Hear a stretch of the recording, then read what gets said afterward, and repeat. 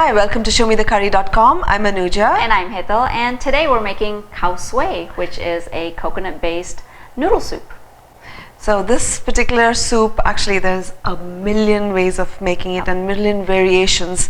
It comes originally from the Laos, Myanmar, northern Thailand area.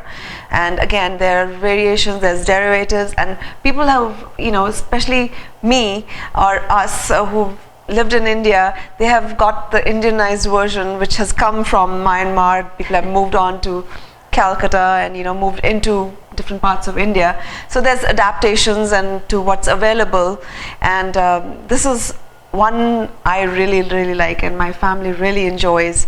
So we're going to show you a vegetarian version, which is absolute no-no for actually Khao Soi, but we have vegetarian viewers, so we're going to show you the vegetarian version. Otherwise you can make it with chicken, Yep. which is the traditional way. Absolutely.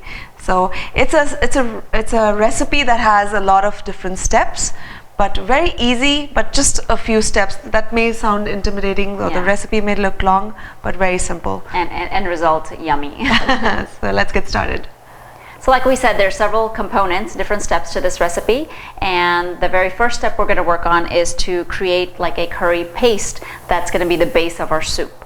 So we've used about 1 large or 2 medium onions over here that you've sliced. These red chilies are not very spicy, so we are using about 6-7 of them. But if yours are really spicy, I would suggest scale down. And we've got a whole bulb of garlic over here that we've peeled and just sliced. So in a deep pan over here, I have 5 tablespoons of oil, which is 1/3 of a cup, and to that I'm going to add in the dry red chili. Now I've just cut them up so they cook faster, and I'm going to let them get a deep color. It'll also flavor the oil. Now if you have the spicier chilies, you can basically remove the seeds, and that'll help with the spiciness to reduce it a little bit.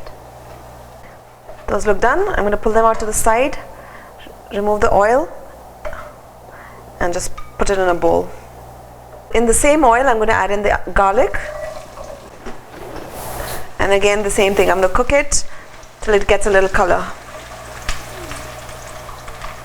The garlic took a little while, but it's done. I'm going to again do the same thing. Pull it to the side, drain out the oil, and keep it aside. In the same oil, I'm going to add in the onions. And you're going to do the same thing. Now onions are going to take a little longer than that, so just try to open them up so they cook evenly and faster. And we're just going to allow them to again get a wonderful dark color. So onions took quite a bit longer than the garlic, but they're a nice golden brown, and again we're going to pull them to the side, drain out the excess oil, and just keep them to the side. And when all 3 ingredients are cooled down, we can grind it to a smooth paste. So while our other ingredients are cooling down, we have a 1/4 cup of chickpea flour or besan, and we have a little stainless steel skillet here, and we're going to dry roast this until we get a nice aroma. And I've put this in a cold pan. You don't want your pan to be hot when you add this in. It should heat up with the besan. So I've been continuously stirring this for about 4 or 5 minutes, and I can finally see a little bit of smoke coming out from the pan, as well as a really nice roasted aroma, and you can see the color changing just a bit. At this point, we're going to switch it off, and we're going to transfer this out so it doesn't cook any further.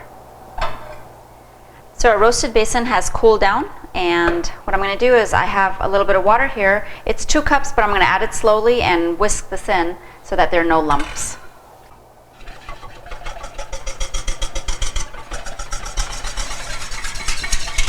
And once that's mixed in, we're going to keep it aside.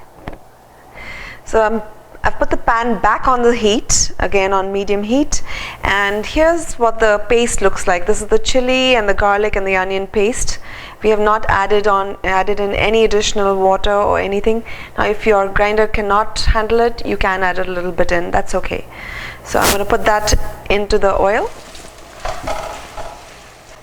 and we're just going to cook it for just a couple minutes. Allow it to reheat. I'm going to reduce the flame now, and I'm going to add in the besan and the water mixture.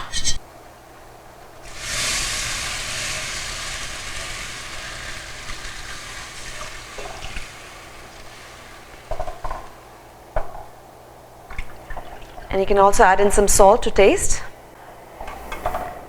And we're going to add an additional 2 cups of water. Now we had prepped up some vegetables that are going to go into the khao soi. This is 1 medium carrot that we've peeled and then just cut through the center and just kind of made semicircles. You want the vegetables that can fit into a soup spoon. That's an ideal size. So half a cup of baby corn that we've cut, and now we're just going to allow this to come to a boil. Now there's more vegetables, but these vegetables need a little bit of a head start. So the gravy has come to a boil. I've reduced to a simmer. And what I'm going to do is I've got a separate bowl over here with 1/4 cup of coconut milk powder, and I am going to just spoon in a little bit of this the gravy from here and just mix it in so that it doesn't form lumps. Now you can also use coconut milk cans. Now all these brands of coconut milk powder are different, so you might have to just put in a little bit, try it out, and again adjust it to your taste. So I'm going to add in the coconut milk powder mixture now. I'm also going to add in 1 zucchini that we've cut up to bite-sized pieces, 1 cup of mushrooms sliced, and 1 cup of broccoli cut to bite-sized pieces. Mix it in. At this point you can check the salt as well. So it's still on a simmer. I'm going to just increase the heat just a little bit and allow it to come to a boil, and then just let it cook for about 5 to 7 minutes. That's it. You just want the vegetables to be cooked. Okay, I'm going to be frying a few things as condiments for this khao soi, and I have some oil for frying over here. I have taken about 4 garlic pods and just sliced them, and we're going to fry these. You kind of want them crisped up.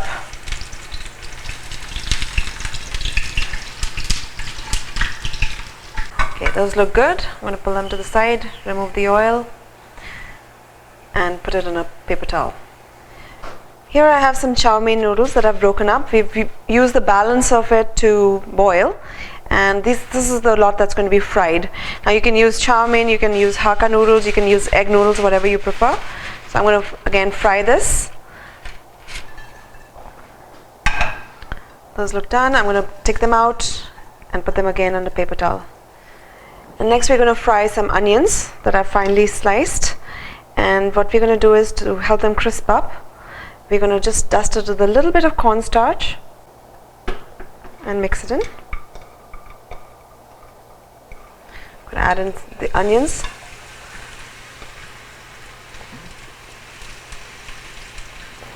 The onions are done. I'm going to just pull them out and again put it on a paper towel and just allow them to cool down so they can crisp up.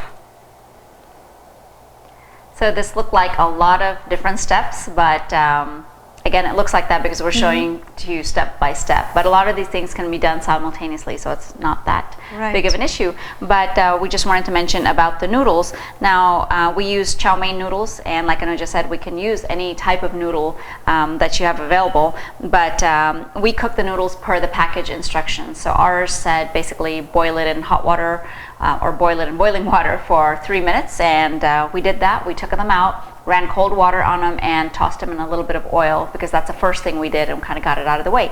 And here they are. Those are these noodles. And this is the noodle that actually goes into the soup. It's not part of the garnishing. Right. So here are all the accompaniments or the garnishings. There's fried onions, we showed you. There's lime or lemon, either way you can use. There's fried garlic, boiled eggs, cilantro, roasted peanuts, we've just roughly crushed, and green chilies. So you can eliminate whatever you like and it'll still taste good. So this is how we do the plating, or this is how we serve. You just basically take your noodles, put the soup. We're going to first put in the fried noodles. Then you can add in your condiments. Fried garlic, eggs, cilantro, peanuts. Peanuts are absolutely wonderful. They give such a wonderful crunch. And of course green chili. And we're going to garnish it with lime.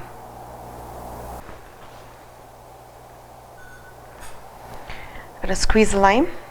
Ooh. It looks amazing. There's so many components to the recipe that I'm sure it's going to be a different flavor profile every bite. All right. Let's just dig in. All right. All right. Here we go. Absolutely yum.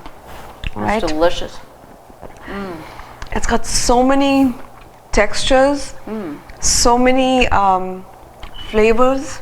I feel like in The one crunch, bite, one bite has various flavors coming in. Amazing. Absolutely, and we haven't Delicious. yet mixed it properly. So can you imagine? Yep. So this is really, really good. So now this dish can easily be made into a chicken dish, chicken khao soi.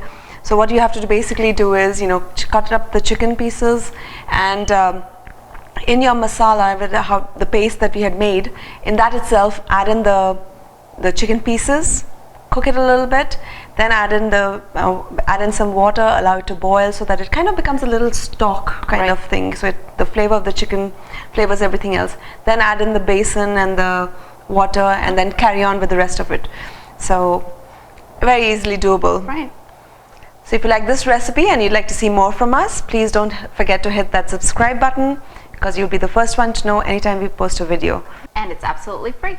So join us again on another episode of ShowMeTheCurry.com. Adding a pinch of spice to your life.